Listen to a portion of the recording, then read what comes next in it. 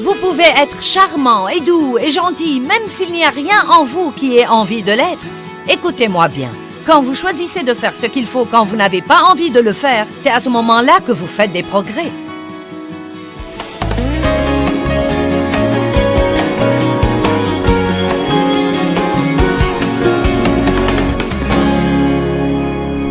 Ce soir, nous allons parler de comment rester équipé pour le combat.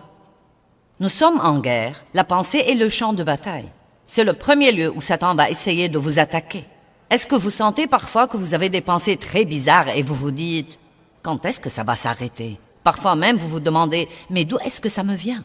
Et parfois, vous avez même comme des attaques implacables contre votre pensée de soucis ou de crainte ou d'inquiétude au sujet de quelque chose.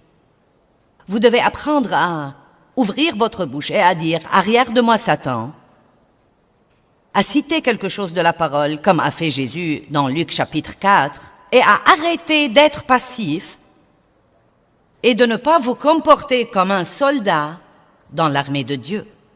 Nous sommes des soldats dans l'armée de Dieu et Jésus est le commandant de l'armée. Il nous a donné son nom, il nous a donné sa parole, il nous a donné son sang. Je suis allée à l'église pour de nombreuses années et je ne savais pas que le diable était réel ou qu'il était un problème. Je savais vaguement qu'il y avait un diable, mais je n'avais aucune compréhension et aucune révélation là-dessus. Et quand finalement quelqu'un a commencé à m'apprendre que le diable était à l'origine de la plupart de mes problèmes, certains d'entre eux je me le croyais, mais le diable était à l'origine de mes problèmes, et que j'avais autorité sur lui, j'ai commencé à écouter des enseignements et à participer à des séminaires sur la guerre spirituelle dans les années 70 et 80. Donc, la plupart de nous avons passé les 5 ou 10 années suivantes à crier après le diable tout le temps, à crier après lui. « Je te réprimande, je te réprimande, je te réprimande !» Et pour être très franche, ça n'a pas servi à grand-chose. Nous avions toujours les mêmes problèmes. Finalement, le Saint-Esprit m'a attiré à lui et a dit « Pourquoi ne pas apprendre comment Jésus a fait la guerre spirituelle ?» Je veux donc vous parler ce soir de faire la guerre spirituelle à la façon de Dieu. Et ce n'est pas en criant et en tempêtant. Le diable est un esprit. Vous ne pouvez pas le tuer avec une arme à feu. Vous ne pouvez pas le saisir et l'étrangler ou lui donner un coup de poing sur le nez. Vous ne pouvez pas lui casser les dents. C'est un esprit et vous devez lutter contre lui dans l'esprit. Dieu nous a donné des armes et nous a donné une armure. Avec les armes, nous poursuivons l'ennemi. Avec l'armure, nous nous protégeons contre l'ennemi. Nous devons savoir utiliser nos armes et nous devons veiller à porter notre armure de façon régulière. Une guerre spirituelle pour les gens spirituels. Combien d'entre vous l'avez eue avec l'ennemi et vous êtes prêts à apprendre à lui faire la guerre et à gagner la guerre? Bon. Eh bien, nous allons commencer par Apocalypse 16, 15, qui est un verset très bizarre si vous ne le comprenez pas. « Voici, je viens comme un voleur. Bienheureux, heureux et à être envié, celui qui veille, reste éveillé et qui garde ses vêtements. » Mais qu'est-ce que cela veut dire? Restez éveillé et gardez vos vêtements. Je me demande ce que vous auriez pensé si je vous ai dit « Je vais vous enseigner ce soir sur « Restez éveillé et gardez ses vêtements ». Vous auriez pensé « Mais qu'est-ce que ça veut dire ?» Il dit « Je veux que tu restes éveillé, que tu restes alerte, que tu restes agressif, que tu marches dans ton autorité et que tu apprennes à garder tes vêtements pour qu'on ne puisse pas voir ta nudité. » Laissez-moi vous dire quelque chose. Nous avons tous des vêtements sur nos corps ce soir. Beaucoup d'entre vous ont travaillé dur pour trouver la bonne tenue. J'ai travaillé dur sur la mienne. Ça fait longtemps que je ne porte pas de jupe. Je veux savoir si vous aimez ma jupe. Vous l'aimez? Oui, je portais toujours des jupes autrefois. Ensuite, j'ai commencé à porter toujours des pantalons et on m'a finalement fait porter des jeans. Et maintenant, je me suis dit, Je veux des jupes de nouveau. Je vais m'acheter une robe. Laissons les gens dans le doute. Amen. Mais j'ai travaillé dur sur cette tenue. Cependant, croyez-moi, le diable se fiche pas mal de ma tenue et se fiche aussi de la vôtre. Elle ne l'impressionne pas. Il se fiche pas mal de ce que tout ce que vous portez soit assorti. Il se fiche pas mal de vos boucles d'oreilles, de vos chaussures, de vos bijoux, de vos bracelets. Il se fiche pas mal de tout ça, mais vous portez vraiment une autre tenue. Vous avez mis sur vous une tenue spirituelle. Donc, quand Apocalypse 16, 15 dit « Restez éveillés, restez alertes, soyez agressifs, soyez sur vos gardes, faites attention et gardez vos vêtements », il parle des vêtements spirituels que nous devons veiller à porter à tout moment. Quelle sagacité et quelle révélation si vous n'avez jamais entendu dire quelque chose comme ça. La Bible utilise l'expression se revêtir et se dépouiller. J'ai revêtu mes vêtements quand je suis venu ici. Je me suis revêtu de mes vêtements en venant ce matin. Quand je suis rentré à l'hôtel l'après-midi, je m'en suis dépouillé.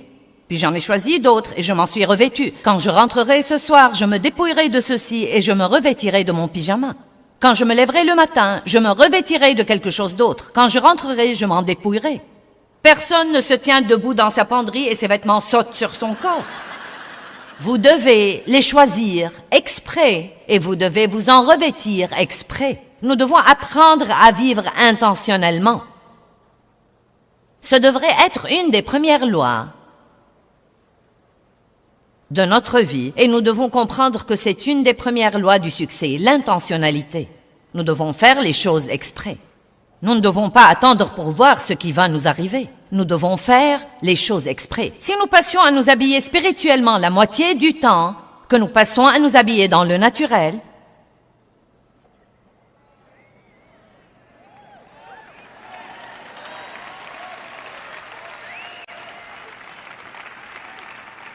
nous aurions beaucoup plus avancé dans notre parcours avec Dieu et le diable aurait déjà été à sa place qui est sous nos pieds.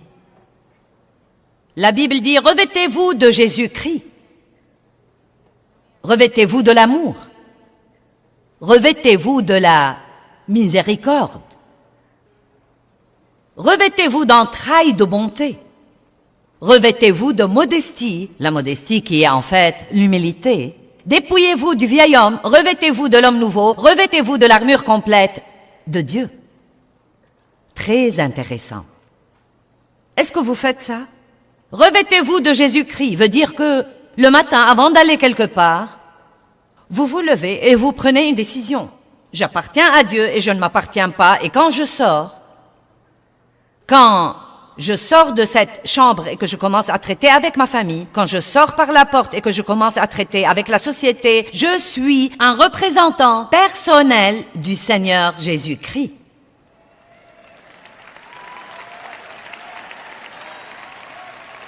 Et je dois me revêtir d'un comportement qui va le représenter.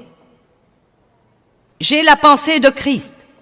J'ai l'Esprit de Dieu en moi. Je n'ai pas le privilège ou le droit, et ce n'est vraiment pas un privilège, d'aller me comporter comme tous les autres. Je suis un étranger d'une planète étrangère. Je ne suis pas à ma place ici, je suis de passage. Je me dirige quelque part, et mon vrai but pendant que je suis ici n'est pas de faire comme je veux, mais de représenter Dieu et d'attirer les autres à lui par mon comportement pieux. Est-ce que vous comprenez ça? Je veux ce week-end enrôler des gens dans l'armée de Dieu. Je veux que vous signiez, que vous donniez votre consentement dans l'esprit, pour ainsi dire. Dieu, il est temps que je m'oublie, que j'ai les regards sur toi, que je découvre ce que tu veux que je fasse et que je le fasse. Et faire ce que Dieu veut que vous fassiez ne veut pas dire que vous devez être un pasteur en chair ou que le titre révérend précède votre nom ou que vous devez être un leader d'adoration. Cela veut dire que vous devez aller dans votre société, partout où que Dieu vous ait mis et que vous devez vous comporter comme Jésus. Aussi simple que ça. Colossiens 3:12. Frères, ainsi donc, revêtez-vous comme des élus de Dieu, comme ses représentants choisis, qui sont purifiés et saints et bien-aimés par Dieu lui-même, en revêtant un comportement. Donc le comportement, ce n'est pas d'attendre pour voir ce que nous ressentirons puis d'agir en conséquence. Nous nous revêtons du comportement. Nous prenons d'avance la décision. Dieu, avec ton aide, je veux rester calme, quelles que soient les choses auxquelles je vais me heurter. Combien d'entre vous perdez votre paix assez souvent? Allez, ne faites pas les innocents avec moi. Bon, savez-vous que la paix fait partie de vos vêtements? Elle est vos chaussures spirituelles. Donc, si vous marchez sans paix, vos pieds risquent d'être tailladés et contusionnés et gâchés. Cela nuit à votre parcours avec Dieu quand vous n'êtes pas dans la paix. Il y a des comportements, des attitudes qui ne vont pas à un croyant. Le savez-vous? Comme il y a des coupes et des couleurs qui ne vont pas à tout le monde. Ce vert me va à merveille, mais il ne m'irait pas du tout si j'étais bronzé. Eh bien, certains d'entre vous, le bronzage leur va à merveille. Ce vert ne vous ira peut-être pas. Nous veillons à revêtir les choses qu'il faut, le style qu'il faut, le truc qui nous va, et pourtant, nous nous revêtons de comportements qui ne nous vont pas du tout. Ce ne sont pas des comportements que devrait avoir un croyant. Le non-pardon ne va pas à un croyant.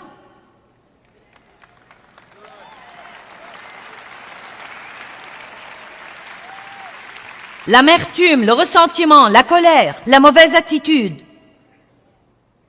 ne vont pas à un croyant. L'impatience ne va pas à un croyant. Est-ce que quelqu'un m'entend ce soir?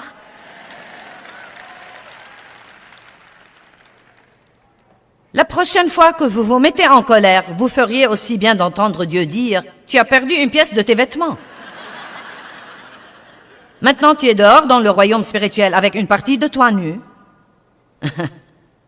Et tu vas avoir un problème. Combien d'entre vous, si vous perdez votre pantalon, seriez prompte à le remonter? Non, mais ça ne prendrait pas très longtemps. Vous saisissez votre pantalon, vous le remontez, vous serrez la ceinture. Éphésiens 6 dit « Saignez vos reins de la vérité ». Qu'arrivera-t-il si vous perdez votre pantalon spirituellement? Certains s'en fichent pas mal. Nous devons comprendre qu'il y a un monde spirituel qui est en réalité vraiment plus réel et plus important que ce monde. Nous l'ignorons parce que nous ne le voyons pas. Mais il est là. Amen. C'est l'endroit où nous allons vivre pour l'éternité. Nous devons donc nous y habituer. Levez vos mains si vous comprenez même un peu de quoi je parle. Bon. Revêtez-vous du comportement. Éphésiens 4, 22 à 24. 22, 23, 24. Dépouillez-vous de votre ancienne nature, débarrassez-vous de votre vieil homme non renouvelé. Vous savez, par exemple, après avoir ressuscité Lazare des morts, Jésus a dit une deuxième chose. Il a dit « Dépouille-toi de ton linceul ». Puis-je vous le dire, certains d'entre vous portent des linceuls. Vous portez des trucs qui ne vous vont pas. Vous portez toujours des trucs de cette vieille vie. Vous portez toujours une attitude découragée et opprimée tout le temps.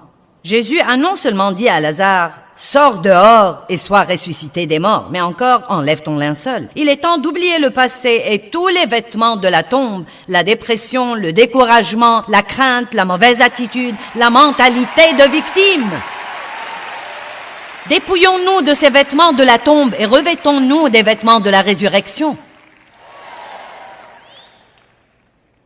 C'est presque comme si je peux entendre certains d'entre vous, c'est presque comme si j'exaspère certains d'entre vous. Vous êtes plutôt comme, eh bien, tu ne sais pas ce que je ressens. Je vous entends, tu ne sais pas vraiment ce que je ressens et tu ne sais pas ce que j'ai enduré. Ne viens pas me donner ton message joyeux comme quoi je dois être toujours heureux.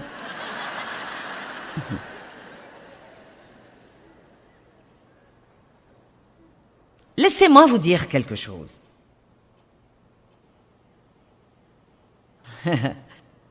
Vous pouvez sourire si vous le voulez ou non.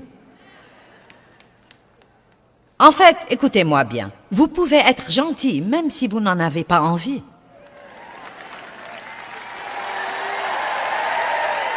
Vous pouvez être charmant et doux et gentil même s'il n'y a rien en vous qui ait envie de l'être. Écoutez-moi bien. Quand vous choisissez de faire ce qu'il faut quand vous n'avez pas envie de le faire, c'est à ce moment-là que vous faites des progrès. Nous ne grandissons pas du tout si nous ne faisons que ce qui est facile. Et vous savez, je connais des gens qui sont nés heureux. Eh bien, je ne suis pas comme ça. Je ne suis pas née heureuse. J'ai dû travailler là-dessus. J'étais une de ces personnes qui peuvent trouver quelque chose de mauvais dans toute chose.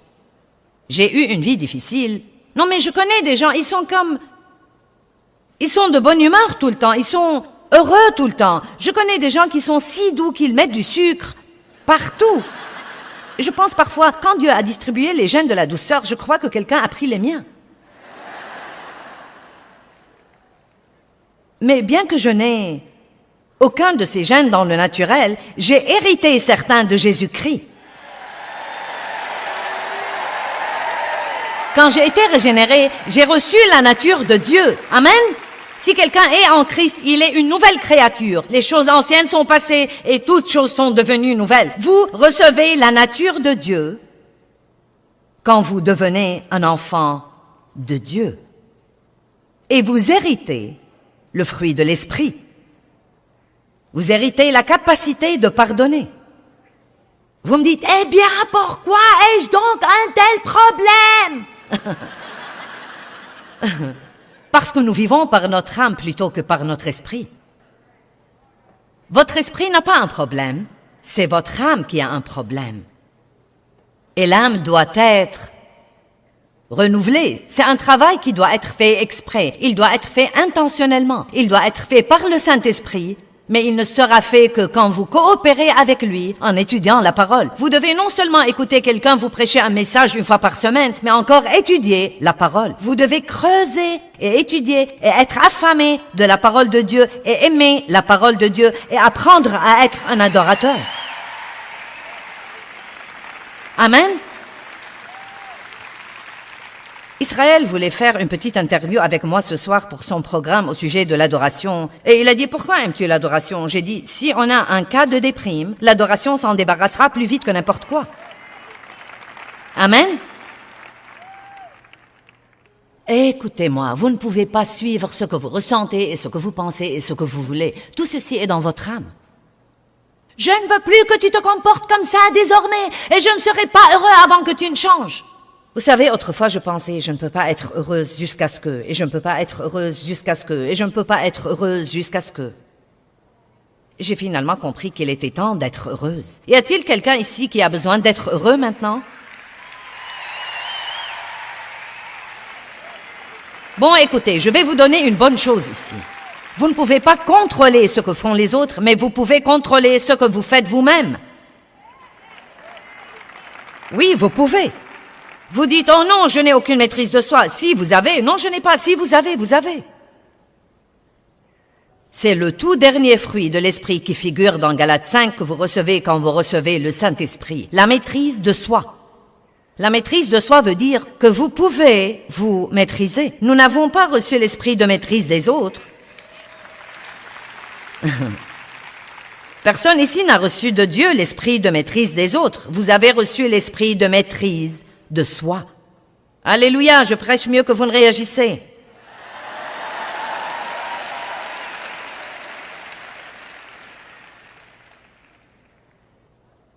Dépouillez-vous du vieil homme. Revêtez-vous de l'homme nouveau.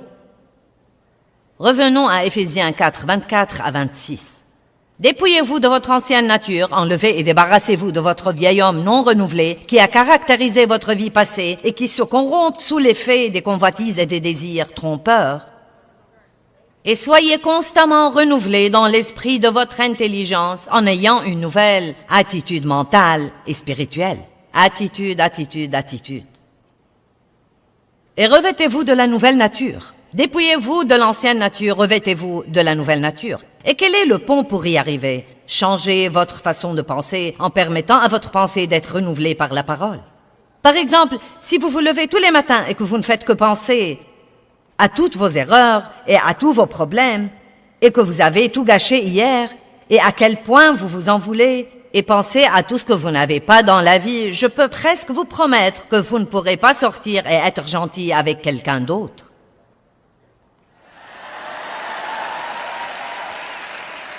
Allez maintenant. Vous devez vous réveiller le matin et vous devez penser à certaines choses exprès. Ne pensez pas et ne méditez pas tout ce que le diable essaye de vous déverser dans la pensée. Commencez à penser comme Dieu veut que vous pensiez et vous pouvez penser ce que vous voulez penser. Vous ne devez pas penser tout ce que le diable vous offre, vous pouvez penser ce que vous voulez penser. Et une des choses qui vous aideront, c'est de parler à haute voix. Levez-vous tous les matins. Si vous pouvez, c'est quelque chose que vous allez aimer. Mettez-vous tout de suite à genoux à côté de votre lit et dites simplement « Jésus ».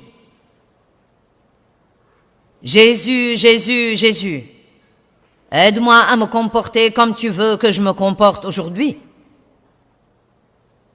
Vous travaillez pour Dieu, vous êtes de son personnel. Si vous faites ce que vous êtes censé faire, vous aurez votre salaire. Dieu s'occupera de vous. Allez, je vous parle. Dieu s'occupera de vous. Nous travaillons tous pour Dieu. Juge chapitre 6, verset 34 nous dit « L'Esprit du Seigneur revêtit Gédéon. » Ouh! Alléluia!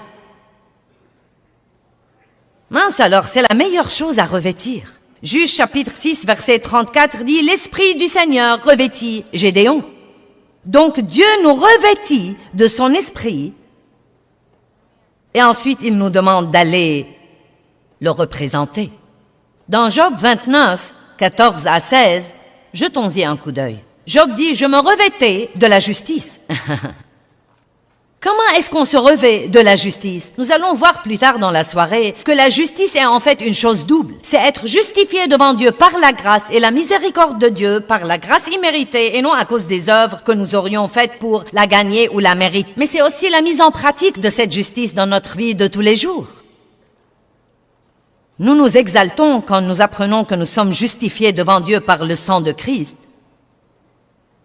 Mais nous devons nous exalter également d'apprendre à faire le bien dans notre vie de tous les jours. Est-ce que vous focalisez sur sortir tous les jours, revêtu de l'Esprit de Dieu, revêtu des vêtements spirituels qu'il faut pour représenter Dieu et faire le bien? Ne nous lassons pas de faire le bien et de faire ce qu'il faut, car nous moissonnerons au temps convenable si nous ne nous relâchons pas. La Bible dit même que ceux qui aiment la justice auront une onction spéciale de Dieu. Aimer la justice. Désirer de faire ce qu'il faut. C'est mauvais d'avoir du non-pardon. Étudier sur ce plan jusqu'à avoir un exaucement. Je n'ai jamais, dans toutes mes années de ministère, c'est la condition dans laquelle nous sommes, je n'ai jamais dans toutes mes années de ministère prêché un message sur les dissensions ou le non-pardon, quel que soit le nombre de personnes présentes, ce pourrait être des milliers comme ce soir. Et à la fin, quand je disais que tous ceux qui ont besoin de pardonner à quelqu'un dans leur vie se lèvent de leur siège, je n'ai jamais eu moins de 70 à 80% de toute l'assemblée se lever. Jamais, pas une seule fois, nulle part. Contre qui êtes-vous fâchés? Vous voyez quand vous applaudissez ces applaudissements mous.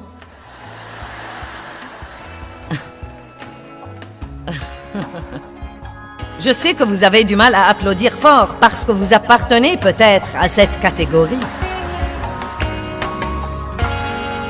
Eh bien, je veux que vous vous rappeliez que comme je porte ces vêtements physiques, nous portons tous des vêtements spirituels ou nous ne les portons pas. Et si nous ne les portons pas, nous serons exposés aux attaques de l'ennemi.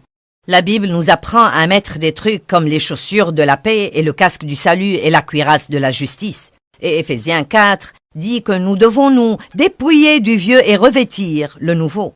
Nous devons donc prendre la responsabilité recevoir la grâce de Dieu et veiller à nous revêtir de l'Esprit de Dieu. Passez un temps avec Dieu le matin, passez un temps dans la parole. Ces choses aident à vous revêtir comme il faut avant que vous ne sortiez dans le monde.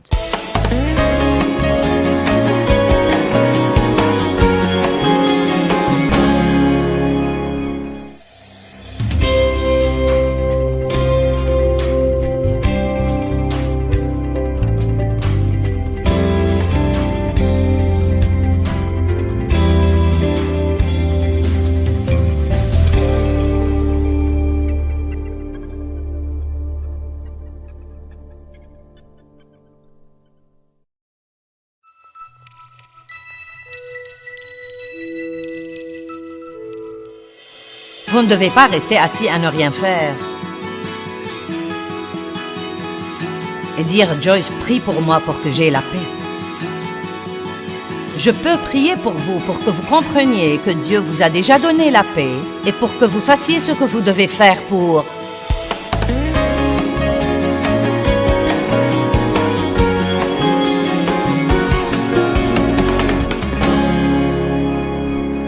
Rendez-vous service, pardonnez aux autres, ne restez pas en colère, ne restez pas fâchés, ne restez pas amers. Faites de votre mieux, nul de nous n'atteindra à la perfection, mais laissez l'Esprit de Dieu travailler pour vous, pour faire de bonnes choses et pour faire de bons choix.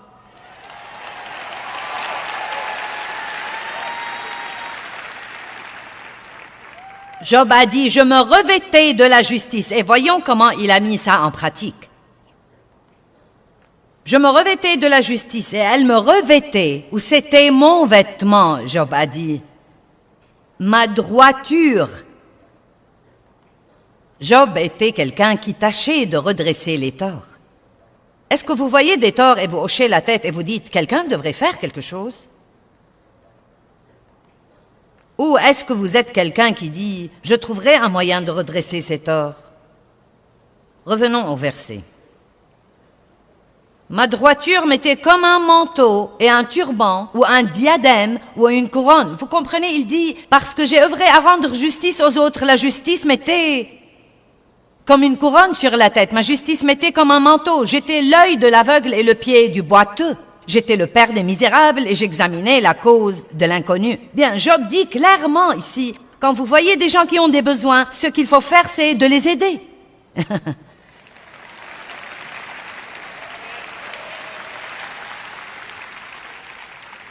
Maintenant, si vous voulez lutter contre le diable, vous ne devez pas y aller sans être revêtu comme il faut et revêtu de votre armure. Je veux aller à 1 Samuel 17. Nous allons voir David quand il a combattu Goliath. Et Saul revêtit David de ses propres habits, lui mit sur la tête un casque de bronze et le revêtit d'une cuirasse. David ceignit aussi l'épée de Saul par-dessus ses habits et essaya en vain de marcher car il n'était pas entraîné. Et David dit à Saul, je ne pourrai pas marcher avec tout cela car je ne suis pas entraîné, et il s'en débarrassa. Qu'est-ce que je veux dire par là? Si vous voulez gagner votre bataille contre le diable, vous devez arrêter d'essayer d'être quelqu'un d'autre. Vous ne pouvez pas vaincre le diable avec l'armure de quelqu'un d'autre, avec la personnalité de quelqu'un d'autre, avec les dons de quelqu'un d'autre, avec les talents de quelqu'un d'autre. Allez maintenant. Le seul moyen de vaincre le diable, c'est d'être assez hardi pour dire « Je suis ce que je suis et le Seigneur m'aime comme je suis et il me change tous les jours. J'avance, je grandis et j'avance. »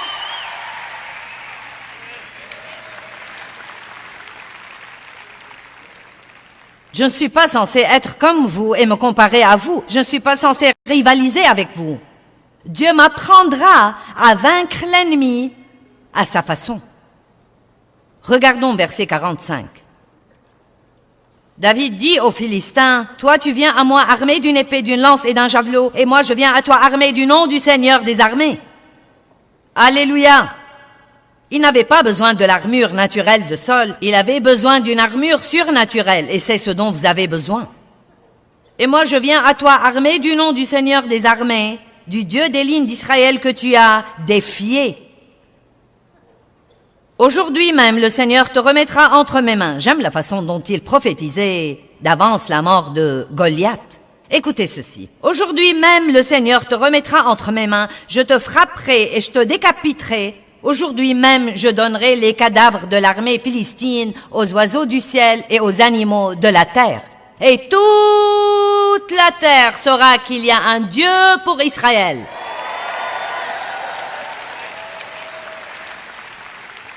Nous reviendrons sur ce point dans un instant. Nous devons être plutôt comme ceci. Dieu, je veux aller dans le monde aujourd'hui où il y a tant de gens perdus, embrouillés et souffrants. Et je veux aller là, et je veux me revêtir de toi et de ton comportement. Je veux sortir te représenter pour que quelqu'un puisse avoir l'espoir et savoir qu'il y a un moyen d'avoir la joie dans sa vie. Je veux sortir là et faire savoir au monde qu'il y a un Dieu qui est vivant sur cette terre et qu'il est mon ami. Amen. Revenons à notre verset. Et toute cette assemblée saura que ce n'est ni par l'épée, ni par la lance que le Seigneur donne la victoire, car la bataille est au Seigneur et il vous livrera entre nos mains. Et comme le Philistin s'approchait à la rencontre de David, David courut à toute vitesse vers la ligne de bataille à sa rencontre. David mit la main dans son sac et prit une pierre, la lança avec la fronde et frappa le Philistin au front et il tomba la face contre terre. Ainsi David triompha du Philistin par la fronde et la pierre. Il frappa le Philistin et le tua, mais il n'y avait pas d'épée dans la main de David. Quand vous êtes vous-même, Dieu oindra fortement tout ce qu'il vous met entre les mains et tout ce qu'il vous demande de faire. David a compris que l'armure ordinaire ne marchera pas pour lui, donc il s'est revêtu de l'armure de Dieu. Il s'est revêtu de vêtements spirituels plutôt que de vêtements naturels. Luc 11, 22 dit « L'homme fort ne peut vous voler à moins qu'il ne vous ôte d'abord votre armure. » Regardons Éphésiens 6, 11 à 18. « Revêtez-vous de l'armure de Dieu. » C'est à nous de nous en revêtir. Dieu nous la donne, mais nous devons nous en revêtir. Cela veut dire que nous devons faire attention à ce qui ne va pas dans notre vie et nous devons prier là-dessus et travailler avec le Saint-Esprit et il le redressera dans notre vie, mais nous ne pouvons pas l'ignorer. Revêtez-vous de l'armure complète de Dieu, des armes lourdes que Dieu vous a fournies. Laissez-moi vous dire que tout ce que Dieu vous demande de faire, il vous fournira ce dont vous avez besoin pour le faire. Dieu nous pardonne donc, nous avons le pardon, et ensuite il nous fournit ce dont nous avons besoin pour pardonner aux autres. Dieu est miséricordieux envers nous, donc nous avons ce dont nous avons besoin pour être miséricordieux envers les autres.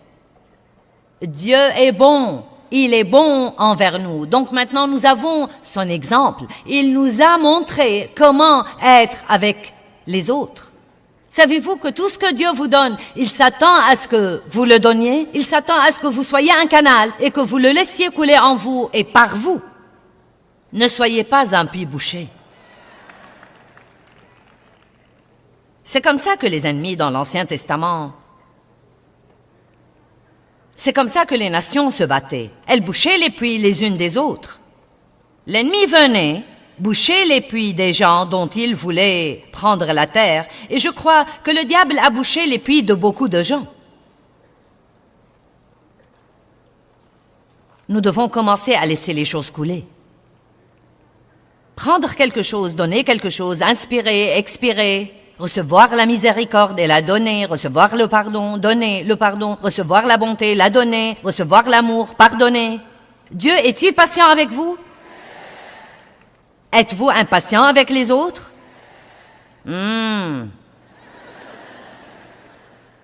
Wow. Encore une fois, est-ce que Dieu se montre patient avec vous? Non mais, vraiment, une patience à toute épreuve, et vous êtes stupéfiés de combien Dieu est patient avec vous?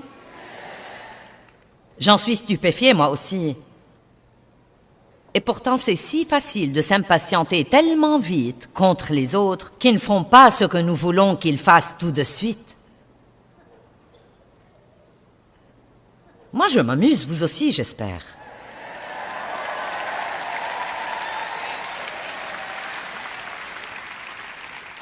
Revêtez-vous de l'armure complète que Dieu vous a fournie afin que vous puissiez avec succès tenir ferme contre toutes les stratégies et toutes les tromperies du diable. Tout. Tenir ferme contre tout. Si vous êtes revêtu de l'armure complète, vous pourrez tenir ferme contre toutes les stratégies et les duperies du diable et le vaincre.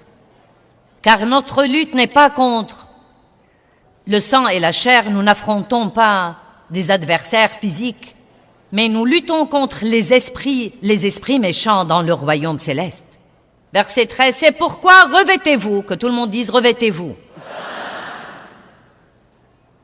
Certains d'entre vous sont probablement fatigués de m'entendre dire toutes ces choses sur se revêtir et être actif.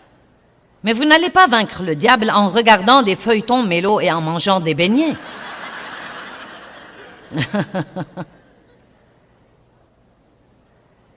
Il est temps d'être prêts, messieurs, dames. Revêtez-vous donc de l'armure complète de Dieu afin de pouvoir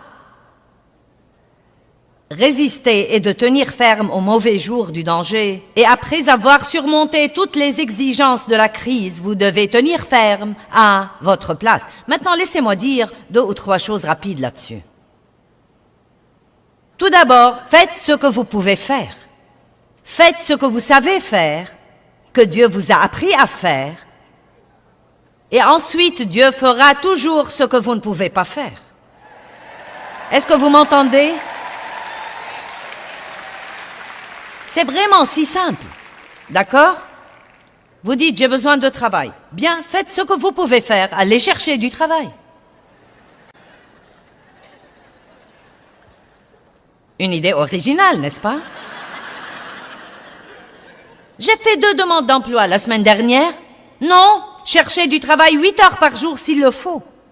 Faites 100 demandes d'emploi par jour.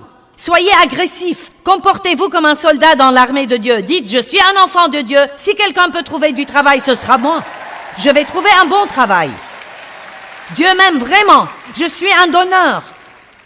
Je suis revêtu de mon armure. J'ai mes armes. Je suis vêtu dans l'esprit. Et je vais chercher et chercher et chercher et chercher. Tenez donc ferme, ayant ceint vos reins de la vérité. Maintenant, la vérité est la parole de Dieu. Et il dit ici qu'elle est la ceinture, et les ceintures tiennent nos pantalons en place. Quand vous avez des difficultés, vous devez serrer la ceinture. En d'autres termes, il dit là qu'il est temps d'être prêt et de croire la parole de Dieu plus que jamais. C'est tellement facile de dire « je crois la parole de Dieu » quand vous n'êtes pas obligé à la mettre en pratique dans votre vie.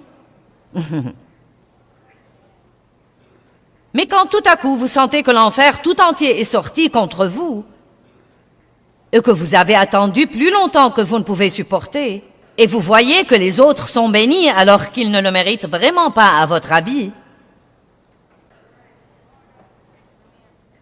et vous êtes sur le point de tout perdre, tous vos vêtements.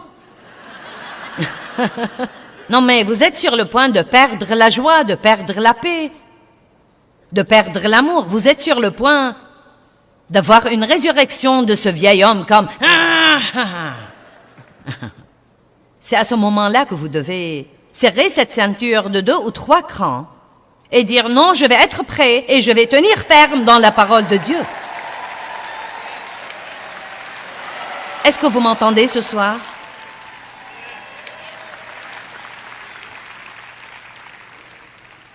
Prenez la décision ce soir de ne pas essayer la parole, mais de tenir ferme dans la parole de Dieu aussi longtemps qu'il le faut, quoi qu'il arrive, parce qu'il n'y a rien de mieux pour vous à faire. Éphésiens dit ensuite, revêtez-vous de la cuirasse de la justice. Vous devez savoir qui vous êtes. En Christ. Vous m'entendez parler de la justice tout le temps. Vous avez été justifiés devant Dieu par le sang de Christ. Vous n'avez pas d'injustice maintenant, vous avez la justice. Vous ne devez pas être conscient du péché, vous devez être conscient de la justice. Vous pouvez penser, je suis un enfant de Dieu, il m'aime, je suis pardonné. Bien sûr, je ne fais pas tout comme il faut, je fais des erreurs, mais Dieu savait tout ce que j'allais faire avant de m'appeler à une relation avec lui, et il a quand même dit « je te veux ».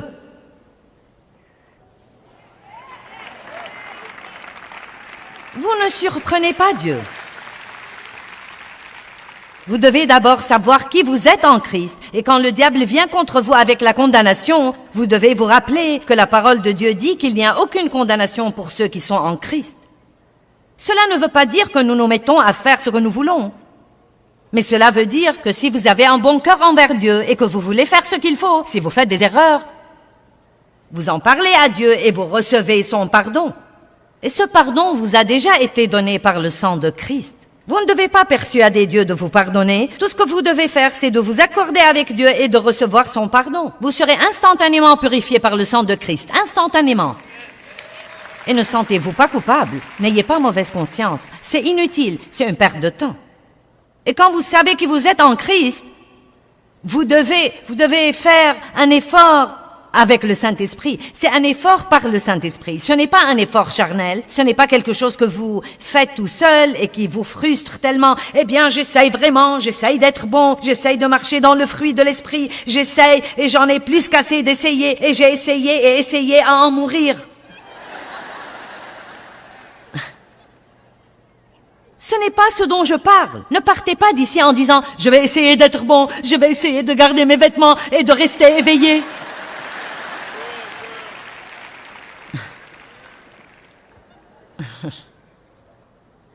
Je parle de fréquenter Jésus et je parle de l'aimer, de savoir qui vous êtes en lui, de lui demander de vous aider. Laissez-moi vous dire quelque chose. Si vous passez 1 heure à vous habiller spirituellement comme vous le faites pour vous habiller physiquement, vous sortirez et vous serez loin d'avoir autant d'ennuis. Revêtez-vous de la justice. Je vous laisse la paix, je vous donne et je vous lègue ma paix. Ce n'est pas à la manière du monde que je vous la donne, que votre cœur cesse de se troubler et de craindre. Maintenant, comprenez ceci. Arrêtez de vous permettre d'être agité et dérangé et ne vous permettez pas d'être craintif et intimidé et lâche. Gardez votre paix. Gardez votre paix et Dieu combattra pour vous. Restez calme. Paul a dit à Timothée, reste calme et serein. Une des choses les plus importantes que je dois faire comme prédicatrice de la parole de Dieu, c'est de rester en paix. La paix est votre position de puissance. La chose la plus importante que vous devez faire comme croyant, c'est de rester en paix. La paix est votre position de puissance. Vous ne devez pas rester assis à ne rien faire. Et dire, Joyce, prie pour moi pour que j'aie la paix. Je peux prier pour vous pour que vous compreniez que Dieu vous a déjà donné la paix et pour que vous fassiez ce que vous devez faire pour marcher dans la paix. Vous voyez, beaucoup de fois, nous voulons que Dieu, nous continuons à lui demander de nous donner quelque chose que nous avons.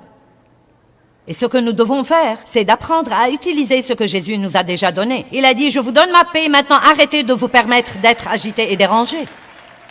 Quand vous sentez venir le bouleversement, si vous ne pouvez rien faire d'autre, éloignez-vous-en pour quelque temps, respirez et parlez à Jésus. Aide-moi à rester calme, aide-moi, aide-moi, aide-moi, aide-moi Dieu, aide-moi, aide-moi. Chaussez-vous de la paix. Soulevez le bouclier de la foi. Libérez votre foi en priant et en disant et en faisant. Mettez le casque du salut, pensez comme une personne sauvée. Quelles que soient vos circonstances, mettez le casque de l'espérance. Ayez toujours l'espoir, c'est-à-dire une attente confiante que quelque chose de bien va vous arriver. Ouvrez votre bouche 20 fois par jour et dites « Je crois que quelque chose de bien va m'arriver. » Je le crois. Je m'y attends. Et brandissez l'épée de l'Esprit, qui est la parole vivante de Dieu. Que veut dire la brandir? L'utiliser et la dire de votre bouche quand vous êtes attaqué. Je vous enseigne ces trucs tout le temps. Maintenant, vous devez ouvrir votre bouche et les faire. Et finalement, mettons sur l'écran Éphésiens 6, 18. Et priez à tout moment, en toute occasion, en toute saison, par l'Esprit, par toutes sortes de prières et de supplications. À cette fin, quoi? Restez éveillés. Éveillés à cela avec une forte détermination et en toute persévérance, intercédant pour tous les saints. Restez éveillés, restez alertes, restez actifs, restez passionnés, restez pleins d'ardeur et gardez vos vêtements spirituels. Vous n'aurez aucun problème avec le diable si vous portez votre armure, si vous sortez tous les jours avec le casque du salut, chaussés de la paix, sachant qui vous êtes en Christ, déterminés à tenir ferme dans la parole, disant la parole de Dieu, vous aurez la victoire, la victoire, la victoire. Amen! Vous êtes armés et dangereux! Eh bien, je veux que vous vous rappeliez que comme je porte ces vêtements physiques, nous portons tous des vêtements spirituels ou nous ne les portons pas. Et si nous ne les portons pas, nous serons exposés aux attaques de l'ennemi. La Bible nous apprend à mettre des trucs comme les chaussures de la paix et le casque du salut et la cuirasse de la justice. Et Éphésiens 4 dit que nous devons nous dépouiller du vieux et revêtir le nouveau. Nous devons donc prendre la responsabilité, recevoir la grâce de Dieu et veiller à nous revêtir de l'Esprit de Dieu. Passez un temps avec Dieu le matin, passez un temps dans la parole, ces choses aident à vous revêtir comme il faut avant que vous ne sortiez dans le monde.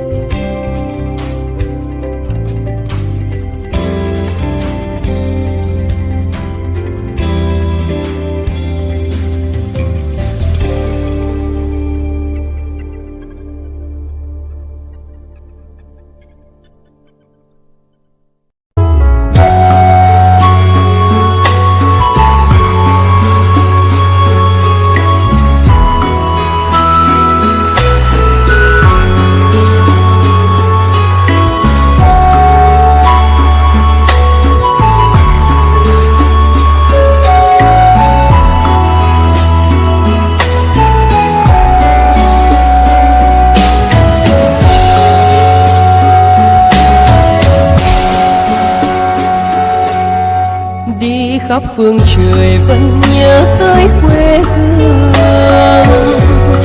Người về đây thăm làng trù quê mẹ và làng sen quê cha, xúc động bồi hồi người rơi giọt lệ, thương mái nhà tranh thương đất mẹ nghèo.